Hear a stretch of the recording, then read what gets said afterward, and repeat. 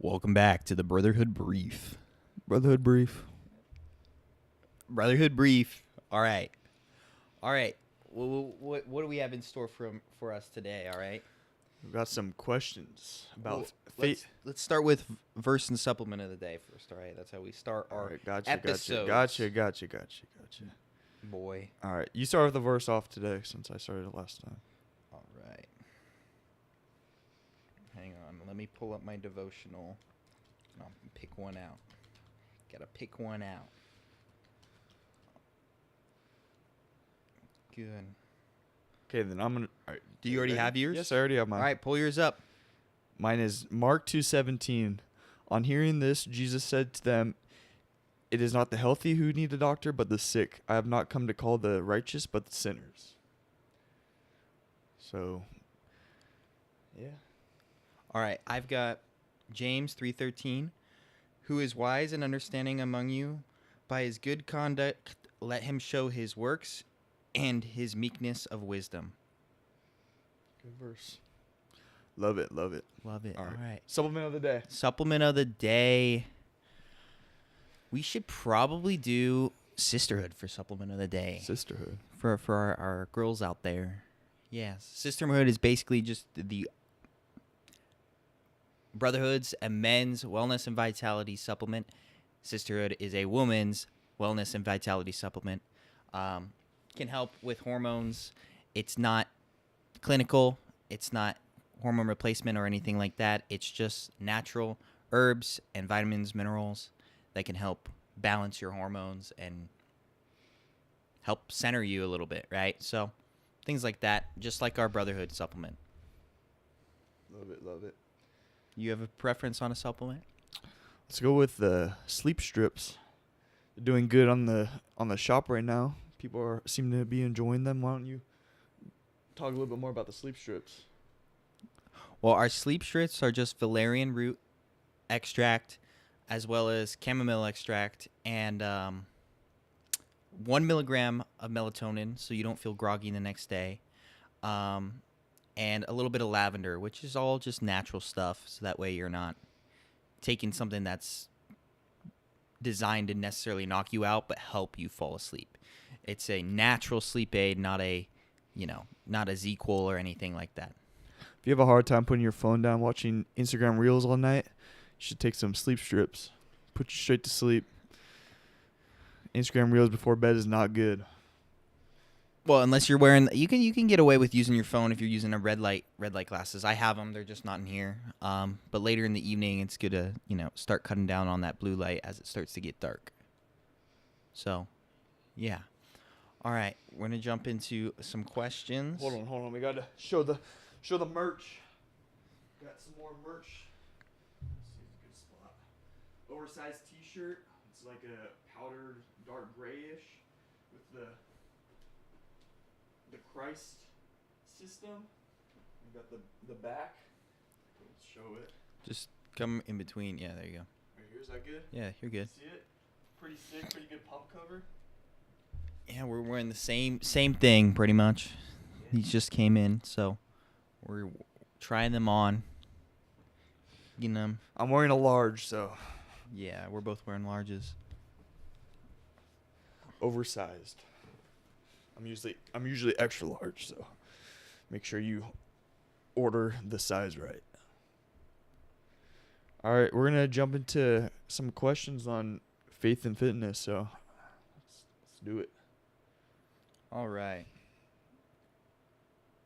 Finally wrote some talking points down. All right, Jacob. Why do you think accountability in faith is similar to accountability in fitness?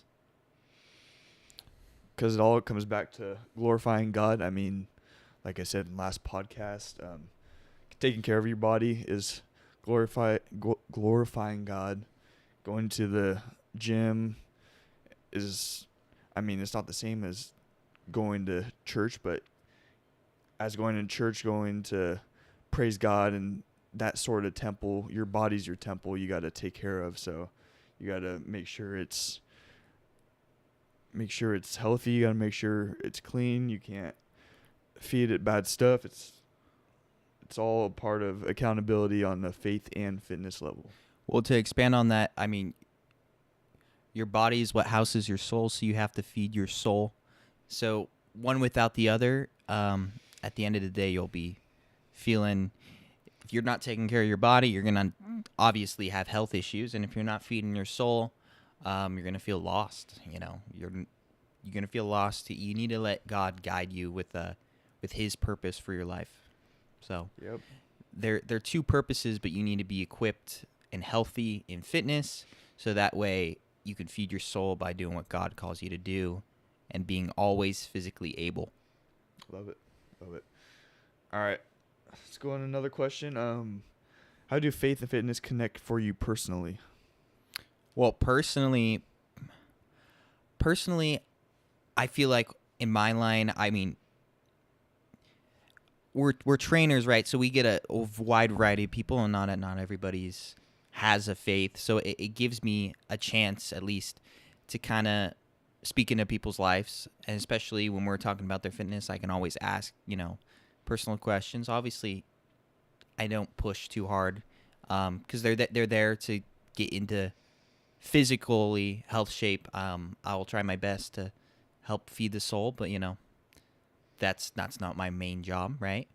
But I can try, and God gives me those opportunities to plant seeds if I need to.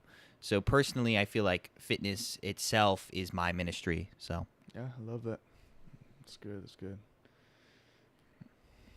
all right, let's see if what other questions we got here for you.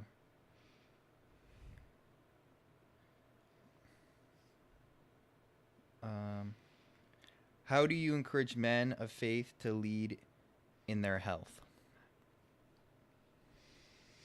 How do you encourage men of faith to lead in their health? So, I mean, let's see. Gosh, I'm tired today. I cannot think. My brain is shutting off right now. You have something to start off with this? To lead in their health. Well, obviously you can lead by example in both ways. Having a healthy body and a healthy soul is a good example of a strong man, and having a good relationship with God is an example of a strong man. So if you have both physical strength and endurance and all the stuff that goes with that, and you have a faith that's a rock, there's going to be a lot of stuff that's going to come your way, and you're going to be able to stand firm against it, right? So health, and it's all under the umbrella of health at the end of the day. Fitness and faith, right? That's health. It's just there's two different categories, right? One's physical and one's spiritual. Yeah, faith and fitness really ride in together. You can't. I wouldn't say you can really have strong faith if you can't be good with your fitness. I mean, I feel like a lot of it really connects to each other. All of it rides parallel with each other. I mean, it all takes discipline. It all takes hard work. It takes motivation. It's not easy. None of it's easy. If you're going to the gym, if you're doing some sort of easy workout, that's not what you're going there for. That's not going to really do anything for you. You want to do something that's going to make you sore. You want to do something that'll make you sweat. Something that when you roll out of bed that you could hardly walk or you hardly move a certain muscle. And the same is kind of with faith. I mean, you want to push hard to read Bible verses, memorize Bible verses, read the Bible every day. We all struggle with that. I mean, keeping in touch with our faith, it's hard. It's not, none of it's easy, and you just got to bring those together just to, yeah. Well, not to mention in today's day and age, we're so cooked, as I'd call it. I mean, our attention spans are cooked. Sitting down and actually reading the Bible is hard because you're always caught up with this high dopamine content from TikTok, Instagram, YouTube Shorts, all these short videos that make you laugh or whatever that catch your attention. And sitting down and reading is just so foreign for a lot of people today. Even even me, it's hard for me to just sit down and read. I'll do a audible or listen, but if I read, it's definitely the Bible, and then most books I get in by listening, which is an easier alternative for me. So, yeah. Continue. You can't see me. They can hear you. All right. Next question. It's my turn to ask the questions. Give me that. All right, let's see. Why should someone consider boosting their testosterone naturally? Well, I wouldn't necessarily call it boosting. You don't need to boost it like that. It's a natural enhancement, we should say, and it's very minor. It's nothing crazy, but you'll feel a difference, right? All these, TRT and tests, straight up test and trend, you don't want to do that. There's a bunch of side effects to those, but Brotherhood is simple, it's natural, and it will just help your overall health because it's things that you're missing in a lot of food, and you don't get that a lot nowadays because that food's so heavily processed, right? So, yeah, I mean, Brotherhood will give you that little edge, that extra edge that you need, but it's not going to boost your levels to, over 1,000. It's not gonna boost it like you'd think steroids would, but there's no side effects with Brotherhood, so that's Because it's all natural. It's all Yeah. stuff that you can get, in foods, but you're not getting that in foods, especially if you're eating just whatever's out there. yeah. What?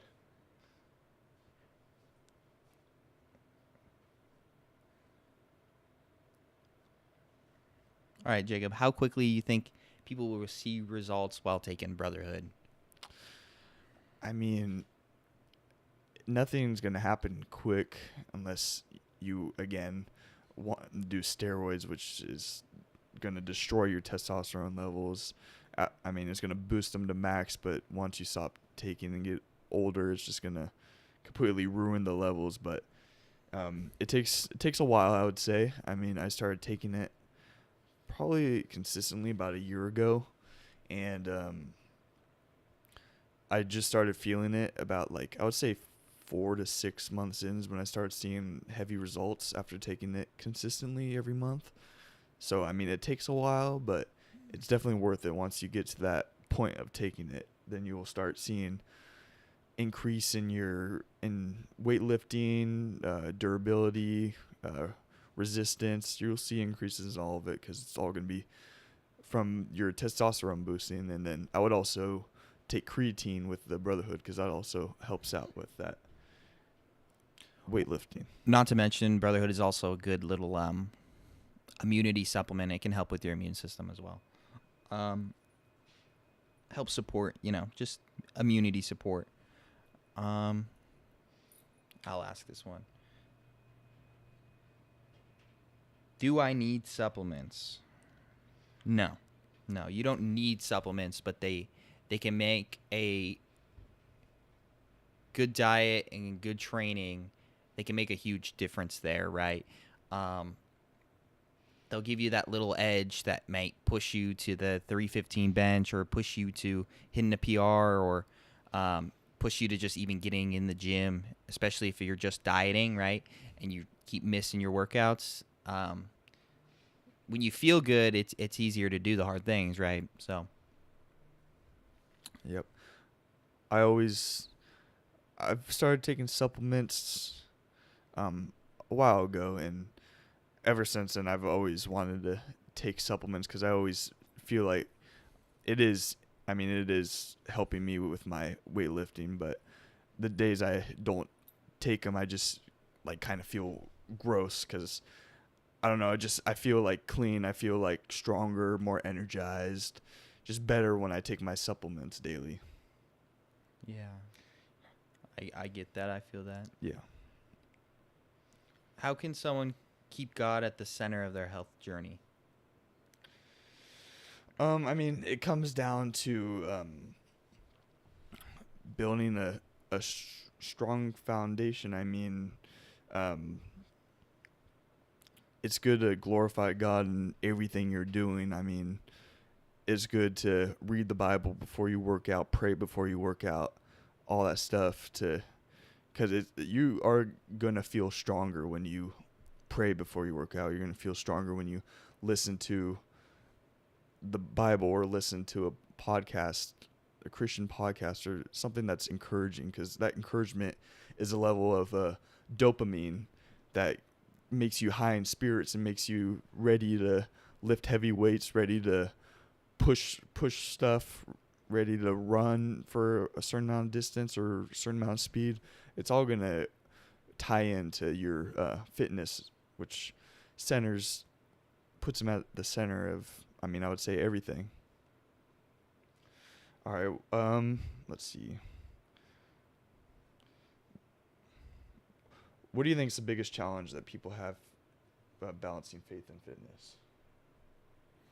I mean, I wouldn't say that they need to be necessarily balanced. Obviously, your faith should take priority over it, but fitness should be right there behind it. Overall, I mean, don't let the gym become an idol over your relationship with God. That's when it becomes a bit of an issue. But you also need it, right, to be healthy. So, I mean, it should just be like fitness needs to just be a part of your lifestyle. Try and make the good, healthy choices and go to the gym and pick the cleaner foods. I mean, don't be, eating canes and all that. But, yeah. All right, this question, can fitness be a form of worship? It can be a form of worship. We all worship something. I mean, the things you love to do the most, you can call it worship. Like going to the gym, I would call worship. Playing sports, worship. I don't know, driving your car, going to school. It's all forms of worship. But what you need to find is that your main point of worship, your number one point of worship, should be Jesus. It should be worshiping God, going to church, getting into the Bible 7 days a week. I mean, all that stuff. You should be putting your worship, your number one focus of worship, on Jesus. It's okay to have other forms of worship because we're all going to, but you need to put your number one form into the Lord. Yeah, I mean, when I hear that question, I think a little differently. I think, okay, like, can you go to the gym and try and glorify God in it? I mean, you can do that in everything you do, but I mean, yeah, if you want to work out and you want it to be a form of worship, I say just put on some worship music in your headphones and go to town, right? So. Okay. Cool. Do you want to move on to reacting to something? Yeah, you want to react to that video? You have the video in mind? Yeah. And you sent it to me where? I did not send it to you. It's the first video that if you click on it. Yeah, 4 days ago. 7 amazing exercises no one does. All right, let's pause this. So we're going to rate these underrated exercises. All right, let's move over to this reaction. We love our boy Jeff Neppard. Together, All we right. must fight. Yeah, let's not. Because today, let's not Jeff listen to the Nippard's the ads. GOAT. Jeff Nippard needs his ad revenue. We're going to join the Marines, aren't we? Yeah, we're totally gonna join the Marines. No, we're not. Is this almost done? No, we're not. That's Jeff Nippard. only Mackenzie's gonna join the Marines. Over and over again. And there's nothing wrong with that. But it can make your workouts feel stale. So today, I'm going to share 7 exercises that you've probably never heard of. They aren't gimmicky optimal tricks either. These are time-tested movements with scientific support that I personally do every week, and I think you should too. We'll start with a few that are a bit more common, and then as we go, they'll get more and more obscure. So I'd say most of you probably have done exercise 1 at some point, but I bet less than 1% of you have ever even seen exercise 7. I think they're all worth doing. Just remember that training hard and training consistently matters more than the exact exercises you pick. Okay, the first exercise is a simple way to improve your shoulder health, grow your forearms, increase core strength, decompress your spine, and improve muscular endurance. It's a dead hang. And if you've never tested your max dead hang time, try it out next time you go to the gym. I actually just tested my own max time after coaching my friend Majd in a Mr. Beast challenge where he'd win $1,000 for every second he could dead hang. Every second you can hang, I will give you $1,000. Get out of here. He started with a max dead hang time of just 6 seconds, and we got him up to 60 seconds in just 30 days, meaning he won 60 grand for that challenge. And I just tested it myself, and my max time was...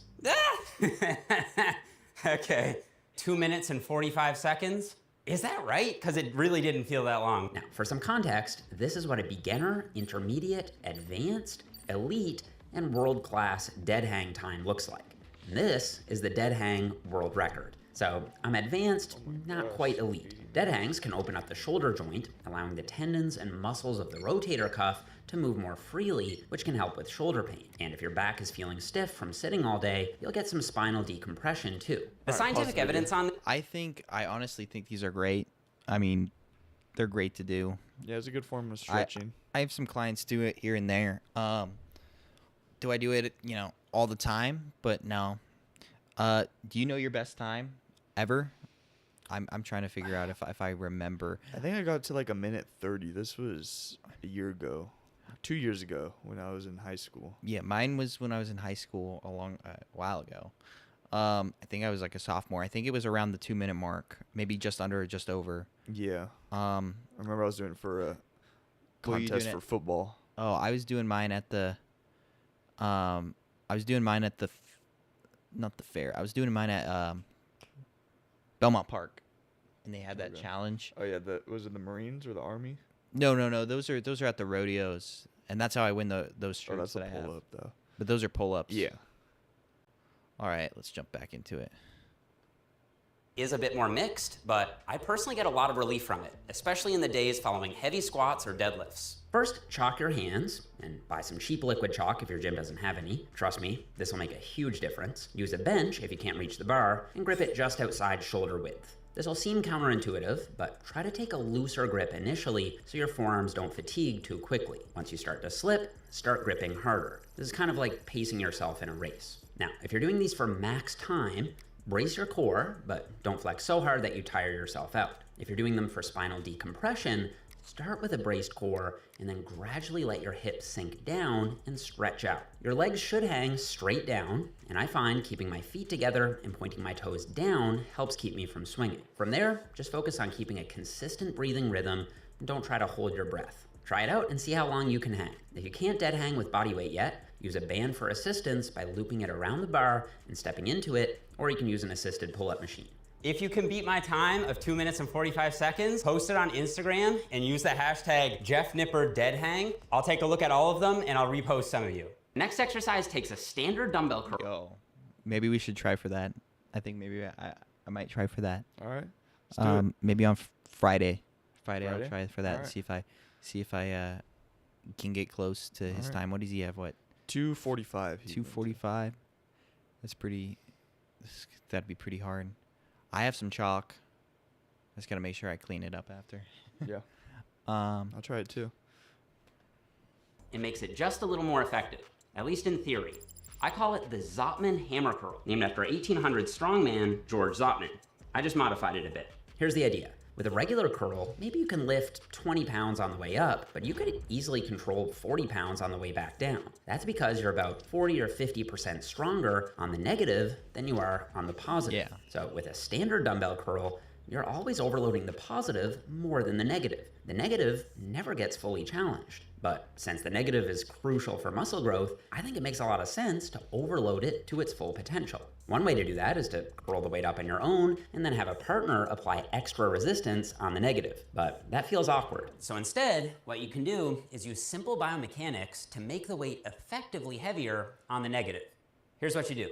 Curl the weight up with a hammer grip and then lower the weight back down with a palms up supinated grip. By using a hammer grip on the positive, your brachialis and brachioradialis can come in and help out, and then when you switch to the supinated grip on the negative, your biceps are forced to take the load. For technique, grip the dumbbell in the middle of the handle, so don't let your thumb rest up against the head of the dumbbell, and curl the weight up, stopping just before your arm is vertical. Then rotate your palms up and lower the weight back down under control, sweeping the weight out in a wide arc. Once you reach the bottom, rotate your palms back into the hammer grip, curl the weight back up again, and repeat. I usually do these for 8 to 10 reps. And while I don't think this technique will put inches on your arms compared to standard dumbbell curls, I do think it's an effective variation that makes a lot of biomechanical sense. Now, if you prefer old school dumbbell curls, they'll still work great.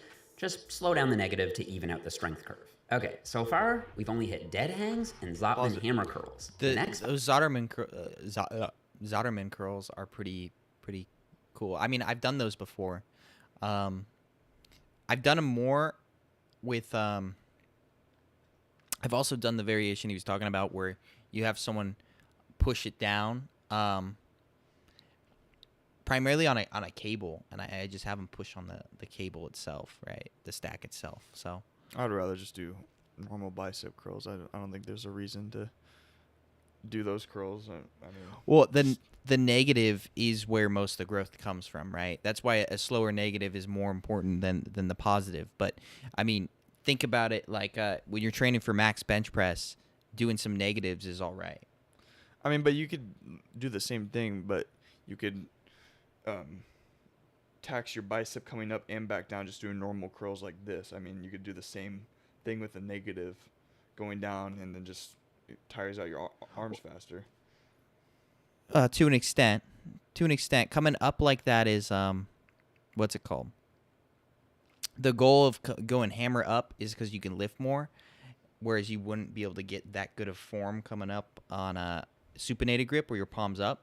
So when you're coming down, you have that heavier weight. I mean, it would be pretty much just like a cheat curl is another way to do it, right? Where you kind of are cheating it on the way up and then super slow and controlled on the way down. I mean, there's nothing wrong with it, but that negative is key to muscle growth sometimes, especially if you're in a plateau.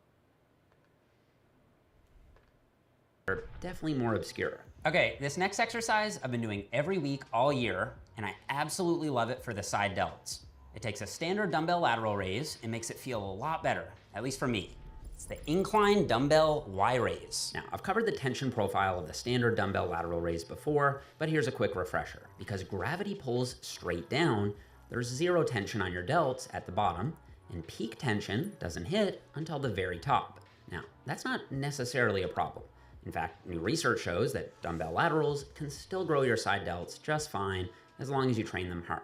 But I still don't like having such a lopsided tension profile. I find it harder to connect with my side delts when I'm only getting enough tension in such a small aspect of the range of motion. So that's where the incline dumbbell Y raise comes in. Set up a bench at a roughly 20 to 30 degree incline. It should feel like you're leaning pretty far back. Brace your upper back against the bench and lift your chest up. With the dumbbells at your sides, lift them up and out in a Y. Think about squeezing your side delt fibers together to move the weight up, and then feel them stretch apart on the way down. Once you get to the point where the dumbbells are back at your sides, start your next rep. So don't let the dumbbells swing all the way back until they're hanging vertically, because again, you'll lose that tension. So stop once you get to your sides, just like you would when standing. And by lifting the dumbbells up and out in a Y, you'll hit the fibers in between the front and side heads, which adds a lot of shape to your shoulders, especially from the front. And while lifting straight out to the side is generally safe, a lot of people do find that their shoulders feel more comfortable when they lift in the scapular plane about 30 degrees to the front. So give them a shot the next time you hit shoulders. I think you'll love the feel of them. Okay. To learn how to be in a Great T-Mobile ads. With those, I think honestly, I've seen people do them, but I've never done them myself. I've actually never done a Y raise like that, but Yeah. I'm curious to give it a try. I see what he's saying. Yeah, I think our next shoulder day we should hit those. I think. I mean, I prefer I prefer a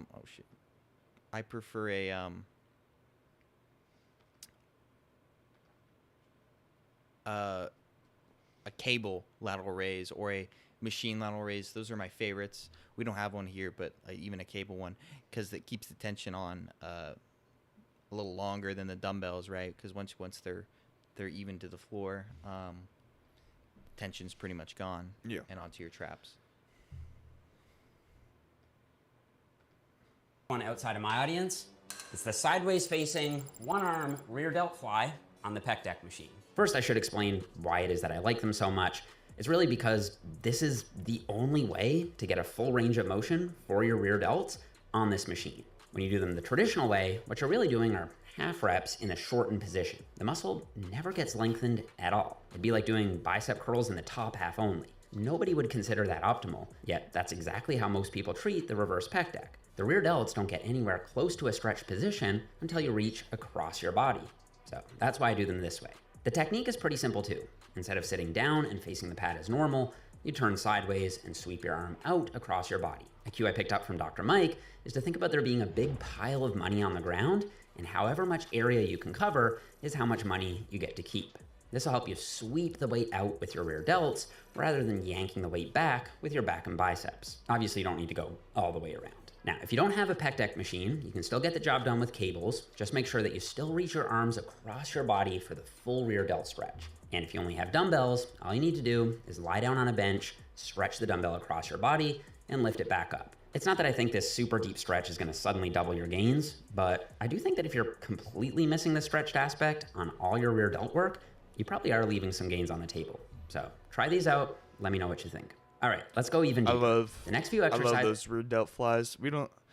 I used to hit it when I went to the commercial gym when we had the pec deck machine, but we don't have it at the gym we're at. So we usually do the cable flies. We cross our arms and pull the cables back, and I get such a good pump out of it, and I'm always sore from that workout.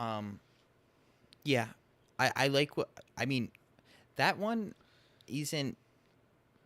I feel like that's a pretty common one, especially on that machine.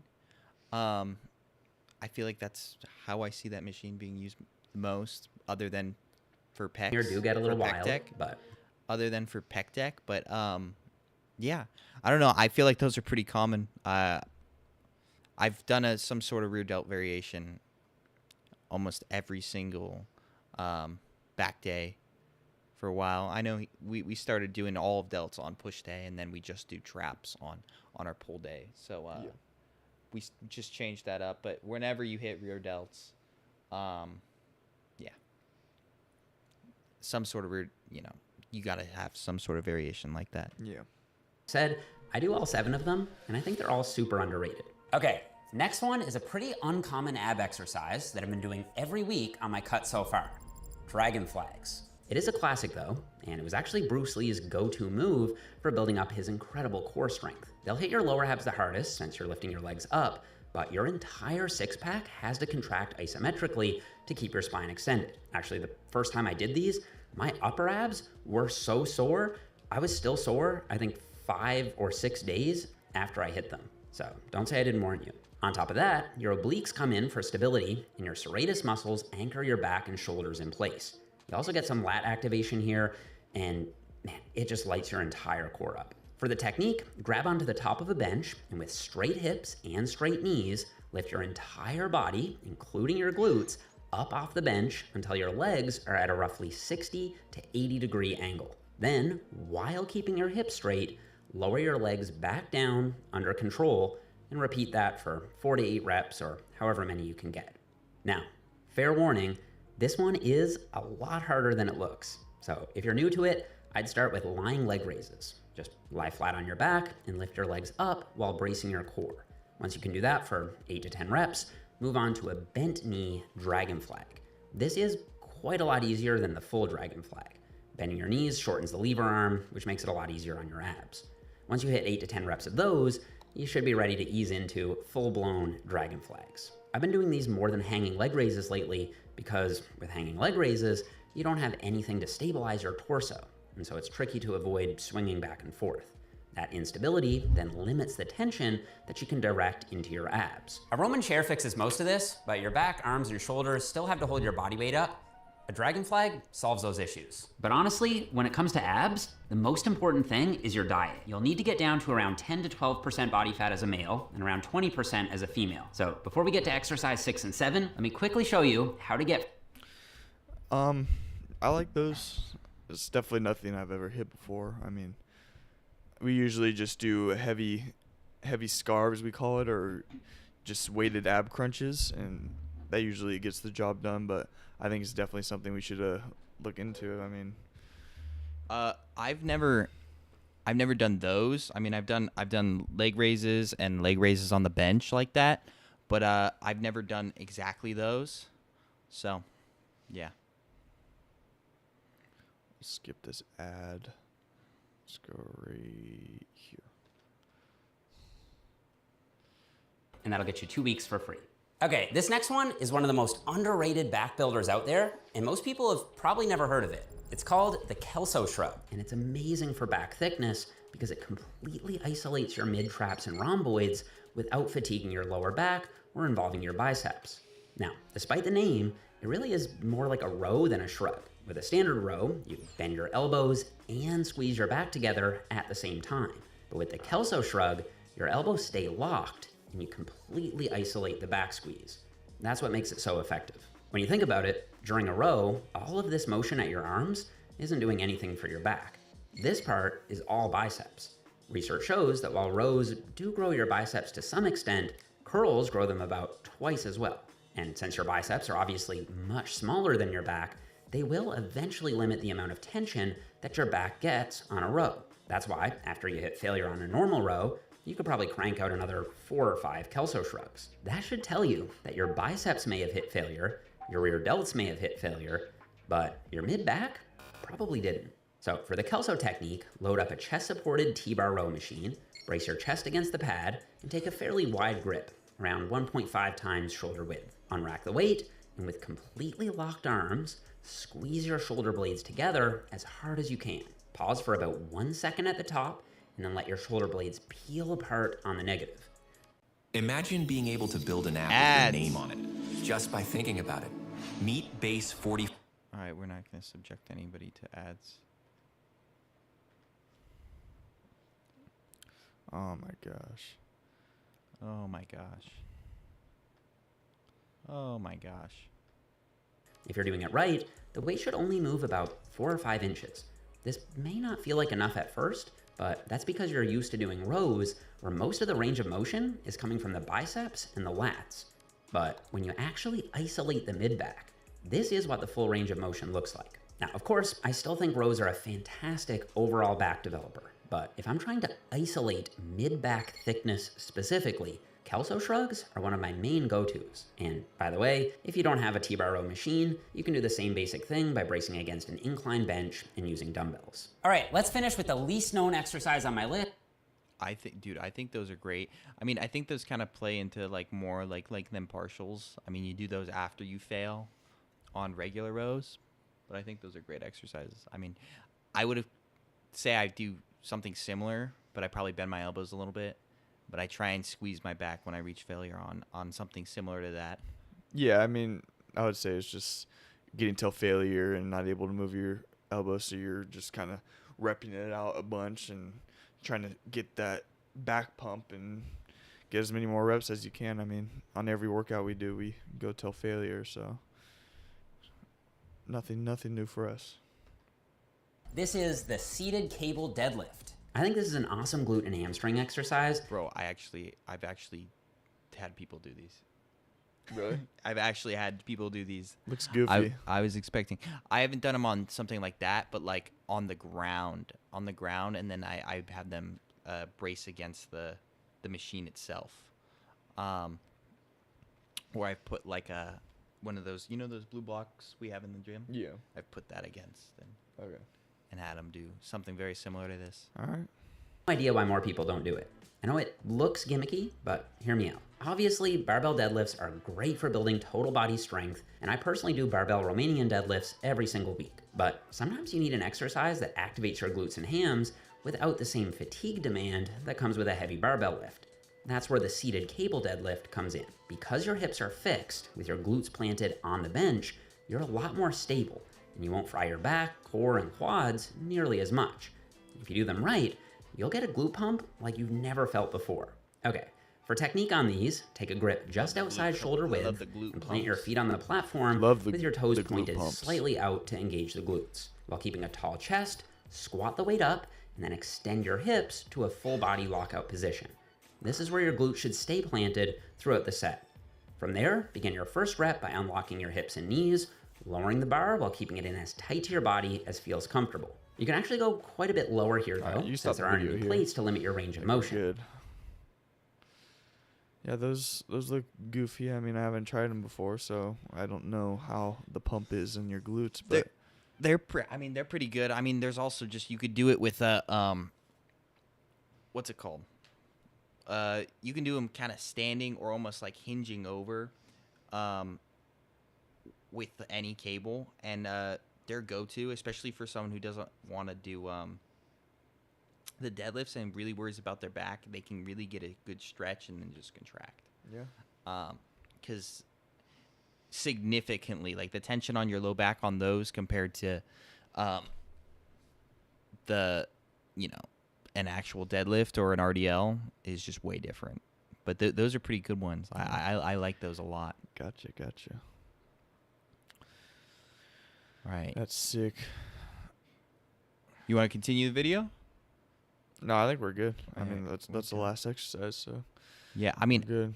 most of those I've heard of before, except the what did he call it? The dragonfly or something like that. Yeah. Where I've done off the floor regular leg raise, and maybe bring your butt up just a little bit, but nothing like where you're straight up like that. That's pretty cool. I have to give that a try.